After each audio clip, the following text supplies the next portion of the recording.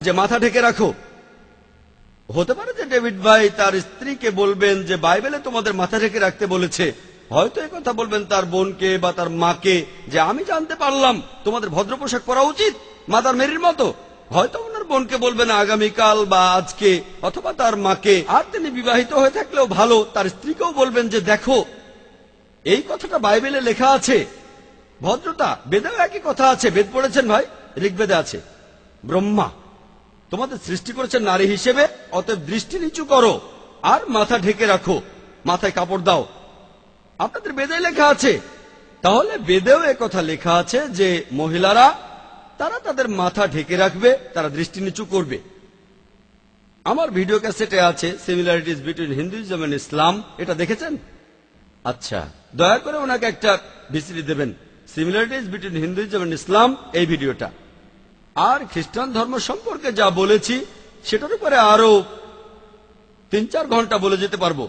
সাদৃশ্য, আমরা সাদৃশ্য নিয়ে বলবো, পার্থক্যগুলো এখন ভুলে যাব। দেখেন ভাই, আপনারা দুজনেই পবিত্র কোরআনের সূরা ইমরানের 64 নম্বর আয়াতে বলা হয়েছে তাআলা ইলা কালিমাতিন সাওয়াইম বাইনানা ওয়া বাইনাকুম, এসো সেই কথাই যাহা আমাদের ও তোমাদের মধ্যে এক। দেখেন, কোনো তর্ক করছি না। বাইবেল আল্লাহর বাণী, কোরআন আল্লাহর বাণী। আপাতত এই প্রসঙ্গটা বাদ দেই। বেদ আল্লাহর বাণী কিনা সেটা পরে হবে। আপনি মানেন সেটাই আল্লাহর বাণী, ভালো। আপনি মানেন বাইবেল আল্লাহর বাণী, ভালো। আমি মানি কোরআন আল্লাহর বাণী। যেগুলো কমন আসেন সেগুলো আমরা মেনে চলি, সহজ। যেগুলো আলাদা সেগুলো নিয়ে পরে কথা বলবো। যেটা কমন সেটা দেখেন। বাইবেল বলছে ঈশ্বর একজন, বেদ বলছে ঈশ্বর একজন, কোরআন বলছে ঈশ্বর একজন, তাহলে ঈশ্বর একজন। বাইবেল বলছে মূর্তি পূজা করো না, বেদ বলছে মূর্তি পূজা করো না, কোরআন বলছে মূর্তি পূজা করো না, সেজন্য আমরা মূর্তি পূজা করি না। বাইবেল বলছে নবী মোহাম্মদ সাল্লাল্লাহু আলাইহি ওয়াসাল্লাম আসবেন, বেদ বলছে মোহাম্মদ সাল্লাল্লাহু আলাইহি ওয়াসাল্লাম আসবেন, কোরআন বলছে মোহাম্মদ সাল্লাল্লাহু আলাইহি ওয়াসাল্লাম হলেন শেষ নবী, আমরা শেষ নবীকে মানি। বাইবেল বলছে যে মহিলারা ভদ্রতার সাথে পোশাক পরবে, তাদের মাথা ঢাকবে। বেদে কথা বলছে, কোরআনে কথা বলছে মহিলারা ভদ্রভাবে থাকবে। বাইবেল বলছে মদ খেও না, বেদ বলছে মদ খেও না, কোরআন বলছে মদ খেও না, আমরা মদ খাবো না। বাইবেল বলছে শুকর খেও না, মনুস্মৃতিতে লেখা আছে শুকরের মাংস খেও না, শুকরের মাংস খাবো না। তাহলে আসেন যেগুলো কমন অন্তত সেগুলো মেনে চলি, পার্থক্যগুলো নিয়ে পরে কথা বলবো। আমাদের মধ্যে যেগুলো কমন অন্তত সেগুলো মেনে চলেন মন থেকে, মন থেকে, ঠিক আছে? এখন কোন বোন কি প্রশ্ন করবেন? একবার এক খ্রিস্টানের সাথে আমার কোরআন, বাইবেল ও বিজ্ঞান নিয়ে কথা হচ্ছিল যে সে আমাকে বলল যে খ্রিস্টানেরা আদি পাপে বিশ্বাস করে, আর বাইবেলেও নাকি লেখা আছে কেউ যদি খারাপ কাজ করে তার 7 বংশ এই ভার বহন করে। আর এই ধরনের কিছু রোগ যেমন ডায়াবেটিস, এইগুলো বংশগত রোগ, এতেই নাকি আদি পাপের সত্যতা প্রমাণিত হয়। এর উত্তরে কি বলবো? বোন, আপনি বললেন যে একজন খ্রিস্টান আপনাকে যুক্তি দিয়ে বলেছে যে পবিত্র বাইবেলে নাকি লেখা আছে কেউ যদি কোনো পাপ করে তাহলে তার 7 বংশ সেই পাপের ভার বহন করবে। আর এখন আমরা জানি যে ডায়াবেটিস হলো একটি বংশগত রোগ। হয়তো তাদের পূর্বপুরুষদের মধ্যে কেউ কোনো পাপ করেছিল, সেজন্য তারা এই শাস্তি পাচ্ছে।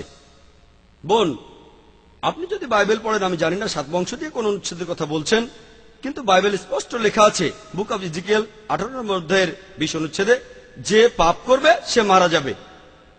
বাবা তার ছেলের পাপের বোঝা বহন করবে না, আর ছেলেও বাবার পাপের বোঝা বহন করবে না। বাবা তার ছেলের পাপের বোঝা বইবে না, ছেলেও বাবার পাপের বোঝা বইবে না। খারাপ লোকের খারাপ কাজ তার কাছেই থাকবে, ভালো লোকের ভালো কাজও তার সঙ্গেই থাকবে। তবে খারাপ লোক যদি তার পথটা বদলে ভালো পথে আসে তাহলে সে মারা যাবে না। তাহলে বাইবেল বলছে যে পাপ করবে সে মারা যাবে, যে পাপ করবে তার জন্য সে নিজেই দায়ী থাকবে। একই কথা আছে কোরআনে। কোরআন বলছে কোন বহনকারী অপরের কোনো বোঝা বহন করবে না, কোন বহনকারী অন্যের বোঝা বহন করবে না। বাইবেল একই কথা বলছে যে পাপ করবে সে মারা যাবে। বাবা ছেলের পাপের ভার বইবে না, ছেলেও বাবার পাপের ভার বইবে না। তার মানে ছেলেকে তার বাবার পাপের জন্য দোষী করা যাবে না। ছেলে বাবার পাপের ভার বইবে না, আর বাবাও ছেলের পাপের ভার বহন করবে না। খারাপ লোকের খারাপ কাজ তার সঙ্গেই থাকবে, ভালো লোকের ভালো কাজও তার সঙ্গেই থাকবে। তবে খারাপ লোকটা যদি ঘুরে দাঁড়ায়, অর্থাৎ সে যদি অনুতপ্ত হয়, তাহলে সে মারা যাবে না। তার মানে সেই লোক তাহলে পুরস্কার পাবে। তাহলে বাইবেলের এই অনুচ্ছেদ বলছে 7 বংশের কথা দিয়ে কোন অনুচ্ছেদ বোঝাচ্ছেন আমি জানি না, এই কথাটা রেফারেন্স দিয়েছি, ঠিক? তাহলে পবিত্র বাইবেল অনুযায়ী আদিপাপ বলে কিছু নেই, এই মতবাদ এনেছে চার্চ। এই কথাটা বাইবেলে নেই, এটা বাইবেলের মতবাদ না। চিন্তা করেন, বেশিরভাগ খ্রিস্টানই এই কথা বলে, বাইবেল এই কথা বলে না। খ্রিস্টানরা বলে যে আদম আর হাওয়া, আল্লাহ তাদের শান্তিতে রাখুন, তাদের নিষিদ্ধ ফল খেতে বারণ করা হয়েছিল। হাওয়া আদমকে প্রলুব্ধ করলেন সেই ফল খাওয়ার জন্য। তাহলে হাওয়ার পাপটা বেশি, আদম ফলটা খেলেন। আদম আলাহিসাল্লাম কি আমাকে জিজ্ঞেস করে ফলটা খেয়েছিলেন? যদি আমাকে জিজ্ঞেস করতেন আর আল্লাহ আমাকে সেজন্য দায়ী করতেন, ভালো, ঠিক আছে। দেখেন যে আদম, উনি আমার দাদা দাদা দাদা দাদা, আমাদের সবার পূর্বপুরুষ, আমাকে তো জিজ্ঞেস করেনি। চিন্তা করেন যে আমার বাবা, আমার দাদার কথা বাদই দিলাম, যদি আমার বাবা কাউকে খুন করে, পুলিশকে এসে আমাকে ধরবে না? আদি পাপ।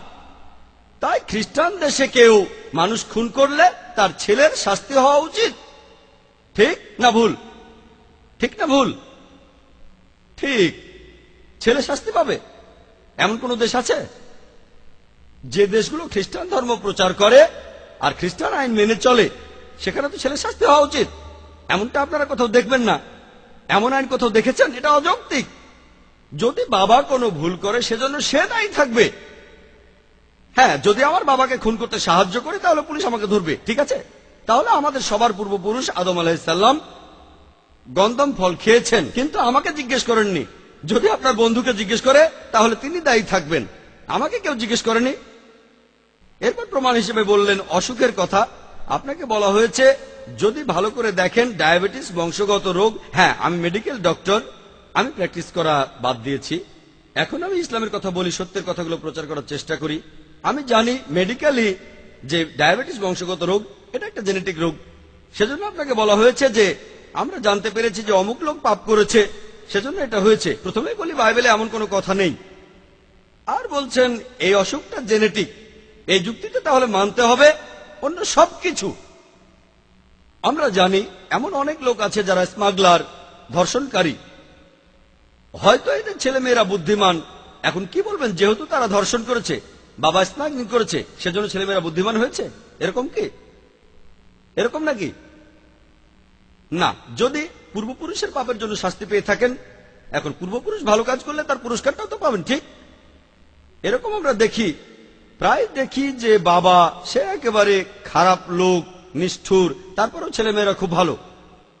এখন এগুলো হলো বিভিন্ন মেডিকেল অসুখ। আর একটা জিনিস, ইসলাম ধর্মে আপনার ডায়াবেটিস আছে অথবা নেই, এটার উপর নির্ভর করে কিন্তু আপনি বেহেশতে যাবেন না। যার ডায়াবেটিস আছে সে বেহেশতে যেতে পারে, আবার দোজখও যেতে পারে। যার ডায়াবেটিস নেই সে লোকও বেহেশতে যেতে পারে, দোজখও যেতে পারে। ডায়াবেটিসের উপর নির্ভর করে আপনি বেহেশতে যাবেন না। এই জীবনটা একটা পরীক্ষা। আল্লাহ পবিত্র কোরআনে বলেছেন, সূরা মুলকের 2 নম্বর আয়াতে উল্লেখ করা হয়েছে, আল্লাহ জি খালাকাল মাউতা ওয়াল হায়াতা, আল্লাহ সৃষ্টি করেছেন জীবন মৃত্যু পরীক্ষা করার জন্য, কে তোমাদের মধ্যে কর্মে উত্তম। তাহলে এটা একটা পরীক্ষা, আল্লাহ পরীক্ষা করছেন। আর কোরআনে উল্লেখ আছে আমি কাউকে পরীক্ষা করি ভয় দিয়ে, কাউকে ক্ষুধা দিয়ে, কাউকে জীবনের ভয় দেখিয়ে, কাউকে অসুখ দিয়ে, কাউকে সম্পদ দিয়ে। আল্লাহ পবিত্র কোরআনে বলেছেন এটা একটা পরীক্ষা। এই পরীক্ষা হতে পারে জেনেটিক দিয়ে, জেনেটিক ছাড়া। এইডস, একটা রিসার্চ কথা বলছে যে সমকামিতা জেনেটিক। এখন সমকামিতা জেনেটিক হলে কাকে দোষ দেব? ঈশ্বরকে, আমাদের না। সমকামিতা তো একটা পাপ। পরবর্তীতে জানা গেল যে এই রিসার্চটা হচ্ছে ভুয়া, আর যে লোকটা এই মতবাদটা এনেছিল সে নিজেই একজন সমকামী। এখন সমকামিতা হলো পাপ, ডায়াবেটিস তো পাপ না। তাই সমকামিতা যদি জেনেটিক হয় তাহলে সমস্যা হবে, ঠিক? কারণ সমকামিতা হলো পাপ, ডায়াবেটিস তো কোনো পাপ না। মিথ্যা কথা বলা জেনেটিক না। যদি প্রমাণিত হয় চুরি করা জেনেটিক, তাহলে আমার জিনের মাধ্যমে এসেছে, কাকে দোষ দেব? আমার বাবাকে। কোনো পাপই বংশগত নয়। অসুখ তো কোনো পাপ না। অসুখ হলো এক ধরনের পরীক্ষা। আল্লাহ আমাদের পরীক্ষা করছেন, ঈশ্বর পরীক্ষা করছেন যে তোমাদের অসুখ দিয়েছি, এখন কি তোমরা আল্লাহকে বিশ্বাস করো? নাকি ডায়াবেটিস কেন হলো, আল্লাহ কেন দিলেন, এসবের মানে হয় না, এইসব বলো তোমরা। আল্লাহ আমাদের পরীক্ষা করছেন, কঠিন অবস্থায় ফেলে পুরস্কার দিয়ে, শাস্তি দিয়ে পরীক্ষা করছেন। এই পরীক্ষার উপর নির্ভর করে আল্লাহ নম্বর দিচ্ছেন। আর রোজ কিয়ামতের দিনে তিনি মালিক ইয়াউমিদ্দিন, তিনি কর্মফল দিবসের মালিক। পরীক্ষার উপর নির্ভর করে পাশ করলে বেহেশত, ফেল করলে দোজখ। আশা করি উত্তরটা পেয়েছেন।